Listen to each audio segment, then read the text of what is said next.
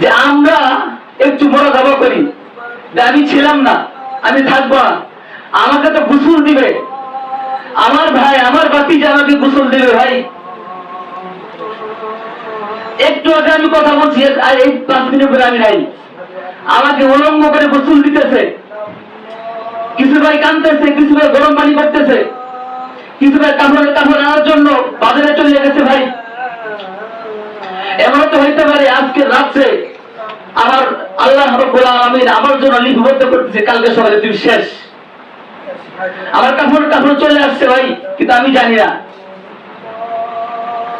আজকে রাত্রের মধ্যে অনেকেই এরকম আছে, সারা রাত্রের জন্য ভ্যান ভাড়া করে, রিক্সা ভাড়া করে, সারা রাত্রে সরাসরি ঘুরবে, ওইগুলোতে যাবে একটু, ওই মসজিদে যাবে একটু, নামাজ পড়ো না, ঘোরার জন্য ভাই। এরকম আসেনি ভাই? এরকম আসেনি?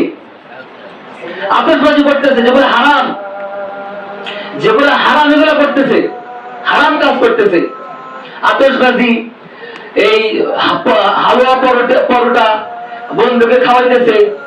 এই রাত্রে যে আল্লাহ তাআলা ক্ষমা করবে, আমি চাইলে আল্লাহ ক্ষমা করবে না, আমি আল্লাহর কাছে চাইলে আল্লাহ মাফ করে দিবেন, এইটা তার মাথায় নাই, এটা সে করতেছে না। কিন্তু সে কি করতেছে? বন্ধু বান্ধব 4-5 জন একটা ভ্যান নিয়ে ঘুরতেছে, মজা করতেছে, বিড়ি খাইতেছে। আল্লাহ রাব্বুল আলামিন এই রাত্রে 7 জন লোককে ক্ষমা করবেন না। কয়জন লোক ভাই? 7 জন লোক। ইল্লাল মুশরিক আও মুশাহিদ, যারা আল্লাহ তাআলার সাথে শরীক করে, যারা হিংসুক, যারা হিংসা করে মানুষকে, একজনকে আরেকজনের হিংসা করে, সে এটা করছে, আমি কিছু করতে পারলাম না। তুমি আমল কি করছো? আল্লাহর জন্য তুমি কি করলা ভাই?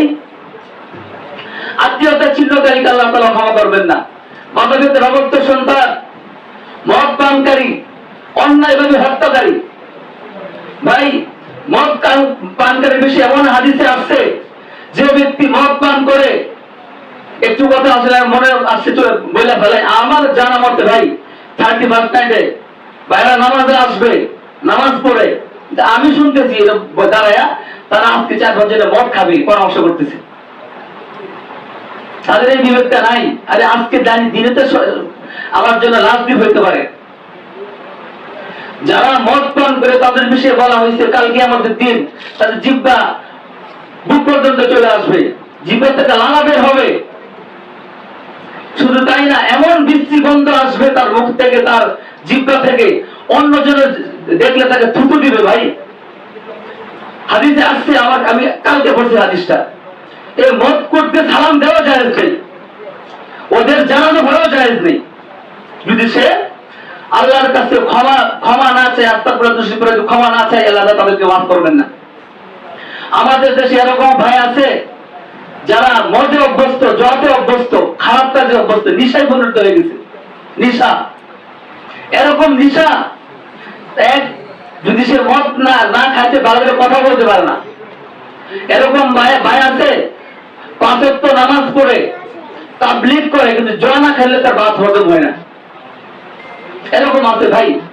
আল্লাহ তাআলা বলতেছে 7 শ্রেণীর মানুষকে আল্লাহ তাআলা ক্ষমা করেন না। এর মধ্যে এই যে মদখোর, মাতাপিতার অবক্ত সন্তান, আত্মীয়তা ছিন্নকারী, আমাদের মধ্যে এরকম ভাই আছে যে বাপে অনেক সম্পদ রেখে গেছে, কিন্তু আমরা কি করি না ভাই? বোনকে আমাদের সম্পদে, তাদের বাপের সম্পদের বাদ দেই না, বোনকে দেই না, আমি নিজে রক্ষণ করতেছি। এরকম অনেক আছে, তারা আত্মীয়তা ছিন্নকারীর সাথে। আল্লাহ তাআলা তাদেরকেও ক্ষমা করবেন না যদি তার বোনের প্রাপ্য তাকে বোঝায় না দেওয়া হয়। আল্লাহ তাআলা এই দিনকে আল্লাহ তাআলা মনোনীত করছেন যে তোমরা সারা বছর গুনাহ করছো। আমাদের আব্দুল ওয়াদুদ আজকে বলছিল, কুল্লা ইবাদিয়াল্লাযিনা আসরাফু আলা আনফুসিহিম লা তাকনাতু মির রাহমাতিল্লাহ ইন্নাল্লাহা ইয়াগফিরুয যুনুবা জামিআ ইন্নাহু হুয়াল গফুরুর রহিম। তুমি অনেক গুনাহ করছো, রেস হয় না, আল্লাহর কাছে চাও, আল্লাহ মাফ করে দিবেন, সমস্ত গুনাহ মাফ করে দিবেন। আল্লাহ তো গফুরুর রহিম, ক্ষমা করনেওয়ালা, ক্ষমা করাকে পছন্দ করেন। তুমি গুনাহ করছো, আল্লাহর কাছে চাও, আল্লাহ মাফ করে দিবেন। আল্লাহ তো 99 ভাগ ভালোবাসা আল্লাহর কাছে রেখে দিয়েছেন, 1% দিয়েছেন মানুষকে।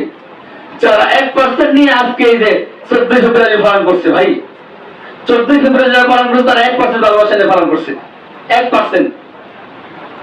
কিন্তু তারা এই জিনিস জানে না 1% ভালোবাসা এই অবস্থা, আত্মহত্যা করতেছে, এই করতেছে, এই করতেছে, এই করতেছে। কিন্তু আল্লাহ তাআলার কাছে 99% ভালোবাসা। আল্লাহ তাআলা হাদিসে বলতেছে যে দুনিয়ার প্রথম আসমানে আল্লাহ তাআলা চলে আসছেন, মাগরিবের পর থেকে ডাকতেছেন, কার কি লাগবে আমার কাছে চাও আমি দিয়ে দিব, কার ক্ষমা লাগবে তাকে ক্ষমা করে দিব, কার রিজিক লাগবে তাকে রিজিক দিয়ে দিব, কার অসুস্থকে অসুস্থ আমি তাকে সুস্থ করে দিব।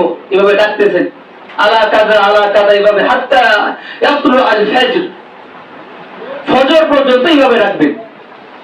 কার কি লাগবে চাও। আল্লাহ তাআলা বলতেছেন ফাকুমু লাইলাহা ওয়া সুমু নাহারাহা, তোমরা সারা রাতে আমি আল্লাহ তাআলার ইবাদত বندگی করো, নামাজ পড়ো, আনুষঙ্গিক ইবাদত সব করো, এবং ফাসুমু নাহারাহা, এবং দিনে কি করো রোজা রাখো। কালকে আমরা সকালে রোজা রাখবো তো ভাই, হাদিসের ভাষ্য অনুযায়ী আমরা কালকে রোজা রাখবো তো, রাতে ইবাদত করবো, কালকে কি করবো রোজা রাখবো, এটা করবো তো আমরা ভাই। আল্লাহ তাআলা যাতে আমাদের সকলকে কবুল করেন। বান্দা তোরা যে কথাগুলোই বললাম আল্লাহ তাআলা